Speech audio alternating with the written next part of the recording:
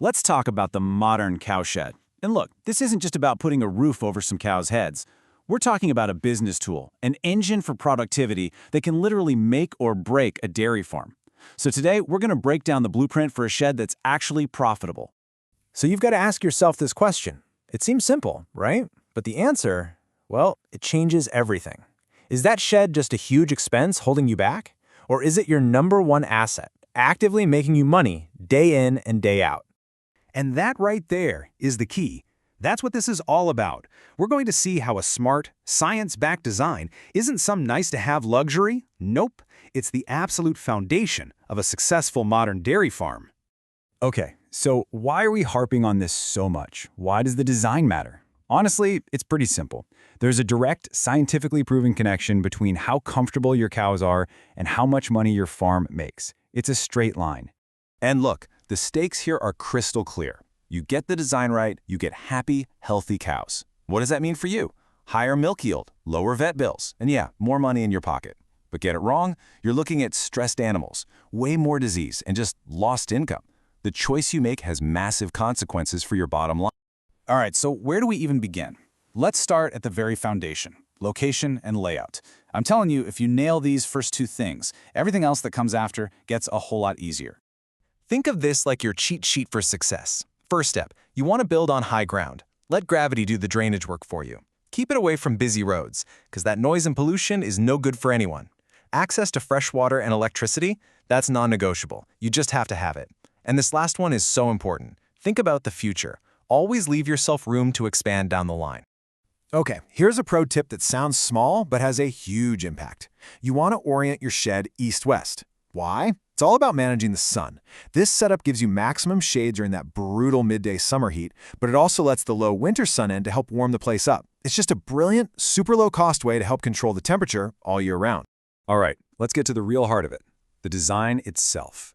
We're talking about engineering a space that works with a cow's natural biology, not against it. This is where the science and the architecture really come together to create an environment that's low stress and super productive. 8 degrees Celsius. Remember that number. Why? Because that's a cow's happy place, their thermoneutral zone. It's where they feel most comfortable.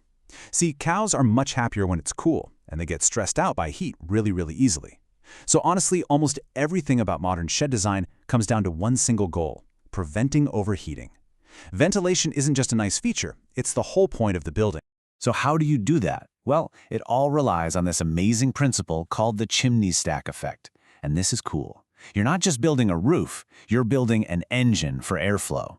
The whole idea is to let physics do all the heavy lifting for you, constantly pulling that hot, moist, stale air up and out and drawing fresh, cool air in from the sides. Okay, so how do you build this air-moving engine? It's a combination of a few key things.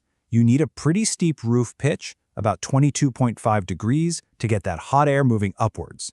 Then you need a high, open ridge right in the center to give it a place to escape. Open sides, or at least side curtains, let the fresh air get pulled in.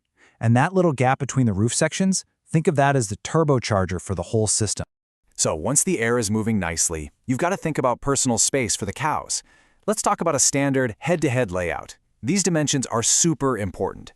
A big cow, she needs about 10 feet of room just to stand up comfortably. Think nose to tail. You also want about 5 feet of width for each one to cut down on crowding and conflict. That central passage, got to be wide enough for people and carts to get through easily. And finally, a tiny little 1% slope on the floor makes a huge difference in keeping things draining, clean, and dry. Okay, so we've covered air and space. But there's another powerful tool that a lot of people forget about: light. Now get this, this is amazing. Studies have shown that if you provide 200 lux of light, which is basically like a well-lit office, for 18 hours a day, you can boost milk yield by up to 2 liters per cow every single day. I mean, talk about an incredible return on investment for your electricity bill. Okay, let's move inside the shed. A cow's life is pretty simple. You know, it's all about eating, drinking, and resting. And making sure the space is perfectly designed for those 3 things. That's absolutely fundamental to their health and, of course, to your farm's production. I love this next tip. It's so simple, but so effective. So, you want your cows to lie down and rest, right? But how can you tell if their bedding is soft enough? Easy. Do the knee test. Seriously, just get in the stall and drop to your knees. If it hurts you, there is no way it's comfortable enough for a 700-kilogram animal to lie on for hours. This next point is all about preventing what's called social stress. And yeah, that's a real thing. It's the anxiety cows feel when they have to compete with each other. Think about it. If they have to fight for their food, the shy ones are going to lose out. They'll get less to eat and they'll produce less milk. So the rule is simple. Give them about 20% more feed space than you have cows. That way, everyone can eat in peace. And don't forget about water. Water stress is another one of those big factors that people sometimes overlook. The rules are dead simple. You need one big water trough for every 20 to 25 cows. You have to keep them so clean you can see the bottom. No excuses. And of course, the cows need to be able to get to that water easily, 24/7. So, a great shed is like the heart of the farm, right? But the heart can't work by itself. It needs a whole system around it. So now let's zoom out and look at the bigger picture, the other systems and protocols you need to protect your investment and keep the whole operation running like a well-oiled machine. And when it comes to biosecurity, the difference between doing it and not doing it is night and day. We're talking about simple things like foot dips at every entrance and having a separate shed to quarantine new animals. These aren't just nice ideas, you know? They are your insurance policy. This is what protects you from a catastrophic disease outbreak that could literally wipe out your entire business. And if the shed is the heart, these are the other vital organs of your farm. You absolutely need separate, clean areas for your calves, a place to store and prep feed, a secure spot for medicine, a dedicated milking area, and a smart system for managing manure. Thinking about all this from the very beginning is just essential.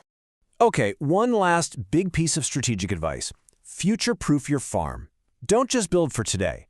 Build with the next 10-15 years in mind. Design the shed so you can easily add on to it later or convert it to more automated systems. You really don't want to be in a position where you have to tear it all down and start from scratch. So, let's bring it all together. What are the key takeaways here? Number 1, your shed is an engine for airflow, not just a shelter. Number 2, cow comfort is not an expense, it's an investment that pays you back directly in milk. And number 3, think about the whole farm system, biosecurity, workflow, and the future, right from day one.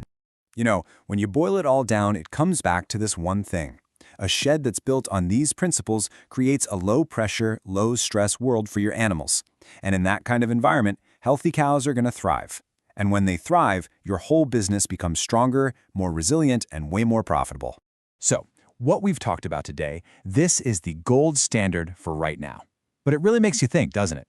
As we get more sensors, more data, more automation in farming, how are these designs going to change? What will the truly data-driven, automated cow farm of tomorrow even look like?